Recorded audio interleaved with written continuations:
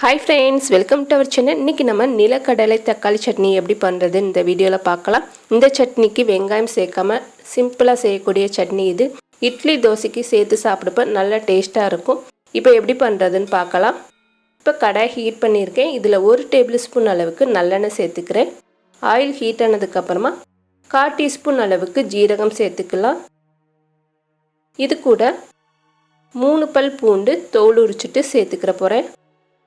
இப்போ சேர்த்ததுக்கு அப்புறமா நல்ல பெரிய சைஸாக 3 தக்காளி பழம் கட் பண்ணிட்டு சேர்த்துருக்கேன். மீடியம் சைஸ்னால் ஒரு 4 தக்காளி பழம் சேர்த்துக்கோங்க.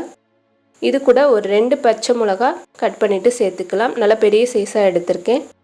2 கொத்தளவுக்கு கருவேப்பிலை சேர்த்துட்டு நல்லா தக்காளி மசிகிற வரைக்கும் வதக்கலாம்.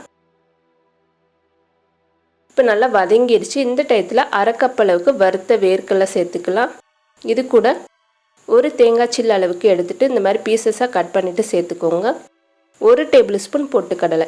இது எல்லாத்தையும் ஒரு 2 நிமிஷம் மட்டும் வதக்கலாம். இது ஒரு 3 பேர் தாராளமாக சாப்பிட்லாம். இப்போ வதங்கினதுக்கு அப்புறமா மிக்ஸி ஜாரில் சேர்த்துட்டு சட்னிக்கு தேவையான அளவுக்கு உப்பு, கொஞ்சமாக மட்டும் தண்ணி சேர்த்துக்கோங்க. ஏற்கனவே தக்காளியில் தண்ணி இருக்கும். இதனால் கொரகொரப்பாக அரைச்சி எடுத்துக்கலாம். எப்பவுமே சட்னி இந்த மாதிரி கொரகொரப்பாக அரைச்சிட்டிங்கன்னா டேஸ்ட் நல்லாயிருக்கும். தாளிக்கிறதுக்கு 1 டேபிள்ஸ்பூன் நல்லெண்ணெய் சேர்த்துருக்கேன். இது கூட 1/2 டீஸ்பூன் அளவுக்கு கடுகு நல்லா பொரிஞ்சதுக்கு அப்புறமா 1 கொத்தளவுக்கு கருவேப்பிலை சேர்த்துட்டு இதை நல்லா பொரியட்டும்.